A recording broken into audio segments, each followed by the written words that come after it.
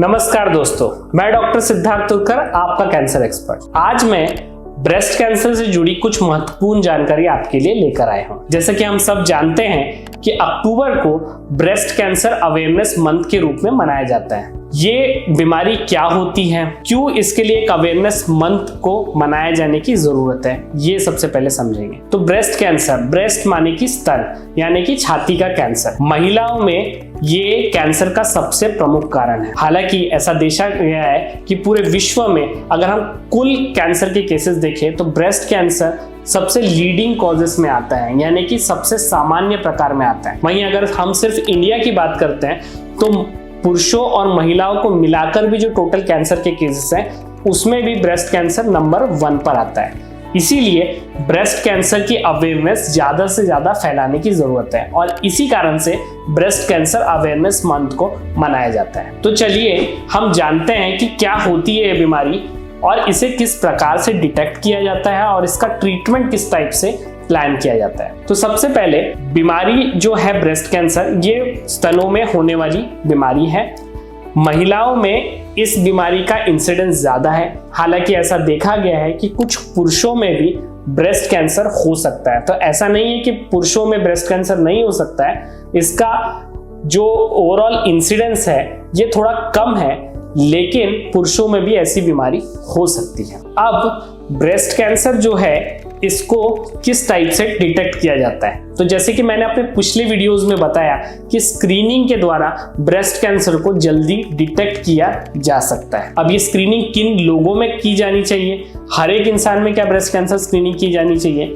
तो रिकमेंडेशंस के हिसाब से 40 साल के बाद हर महिला को हर साल अगर मैमोग्राफी वो कराती हैं तो उनमें ब्रेस्ट कैंसर को जल्दी पकड़ा जा सकता है। वहीं कुछ ऐसी फीमेल्स रहती हैं जिनमें इस कैंसर के प्रीडिस्पोजिशन ज्यादा है, जैसे कि ऐसी महिलाएं जिनके फैमिली में 2 या 3 लोगों को ऐसी बीमारी ऑलरेडी हो चुकी है और उनकी एज जब कैंसर डेवलप हुआ था वो 50 से भी कम थी, या फिर ऐसा नॉन जेनेटिक फैक्टर उनमें मौजूद है जिसके कारण ब्रेस्ट कैंसर की होने की शक्यता ऐसे लोगों में ज्यादा होती है। ऐसे लोगों की जो स्क्रीनिंग जांच है वो 25 साल से शुरू कर दी जाती है, क्योंकि 40 साल से कम की महिलाओं में मैमोग्राफी में रिजोल्यूशन बहुत अच्छे से नहीं आता है। तो ऐसे केसेस में एमआरआई ऑफ द जो ब्रेस्ट होता है उसका एमआरआई करके उसको डिटेक्ट करने की कोशिश की जाती है। अब अगर कोई महिला गांठ के साथ प्रेजेंट करती है, मतलब कि अगर उसे स्तन में गांठ महसूस हो रही है, तो उसको किस प्रकार से इवेल्युएट किया जाता है? तो ऐसा नहीं है कि हर गांठ जो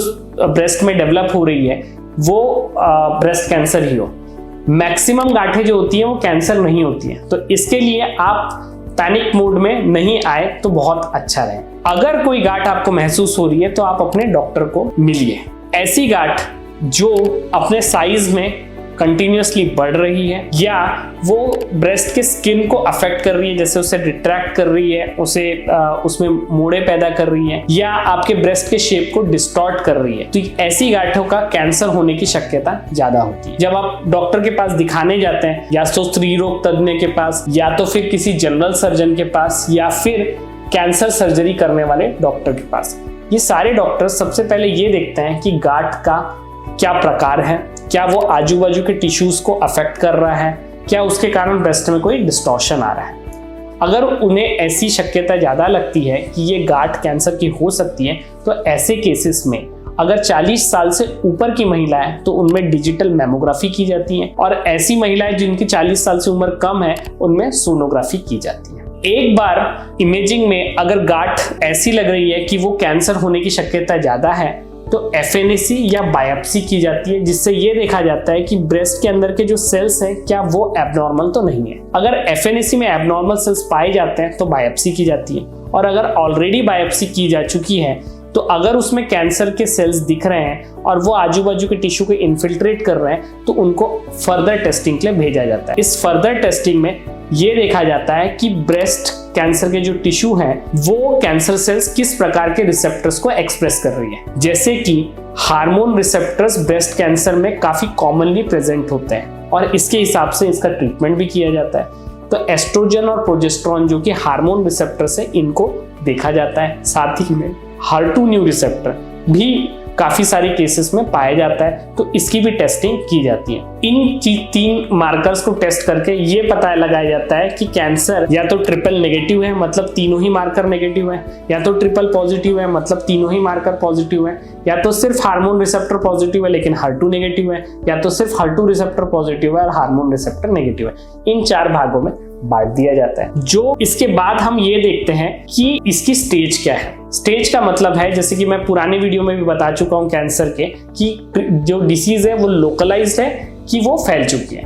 तो लोकलाइज्ड का डिसीज का मतलब है कि सिर्फ ब्रेस्ट में ही गांठ है या ज्यादा से ज्यादा लिम्फ नोड्स में गांठ गई है, लेकिन वो किसी भी डिस्टेंट ऑर्गन में नहीं फैली है। इसको जांचने के लिए या तो सिटी स्कैन और बोन स्कैन का इस्तेमाल किया जाता है या फिर पेट स्कैन का इस्तेमाल किया जाता है। हालांकि कुछ अर्ली केसेस जहां पे गांठ बहुत छोटी है, ऐसे में हम सिटी स्कैन या इमेजिंग के स्टेप को स्किप आउट भी कर सकते हैं, क्योंकि चांसेस बहुत कम होते हैं कि ये बीमारी कहीं और फैली होगी अगर कोई और सिम्टम्स मौजूद नहीं है। तो एक बार स्टेजिंग और डायग्नोसिस कंफर्म हो जाए, अगर डिसीज लोकलाइज्ड है तो सर्जरी और कीमोथेरेपी देना है नहीं देना है ये प्लान किया जाता है। अगर गांठ बहुत छोटी है, लोकलाइज्ड है, तो सिर्फ सर्जरी ही उसका कंप्लीट ट्रीटमेंट बनाया जा सकता है।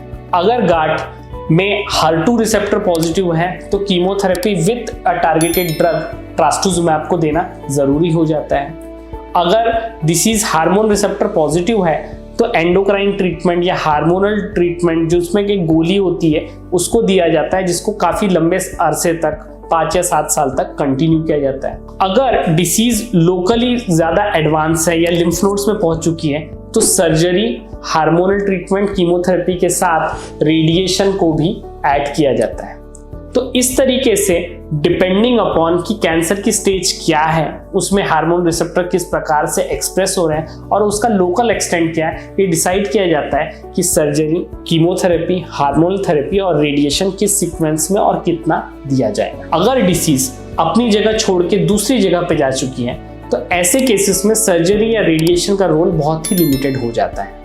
ऐसे केसेस में क्योंकि हम पूरी बीमारी को नहीं निकाल सकते, क्योंकि अगर अपनी बीमारी जो है ये लंग्स या लीवर में फैल चुकी है या बोन्स में फैल चुकी है तो उसे पूरी तरह सर्जरी के द्वारा निकाला ही नहीं जा सकता।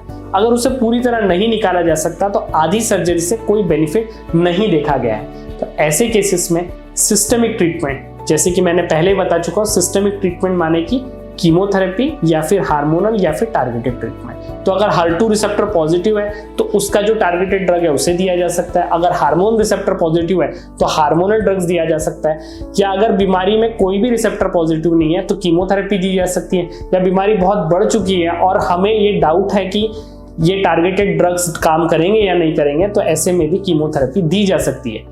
हालांकि अगर बीमारी अपनी जगह छोड़ के दूसरी जगह जा चुकी है तो ऐसी बीमारी को पूरी तरह ठीक नहीं किया जा सकता, पर काफी लंबे अरसे के लिए इसे कंट्रोल किया जा सकता है। और साथ ही में जो पैलिएशन है, इसका अर्थ भी मैं समझाऊंगा कि पैलिएशन क्या होता है, यानी कि बीमारी को सिम्टोमेटिकली कंट्रोल किया जा सकता है और उसको लंबे अरसे तक मरीज को एक प्रोडक्टिव जिंदगी दी जा सकती है। आज के लिए बस इतना ही, धन्यवाद।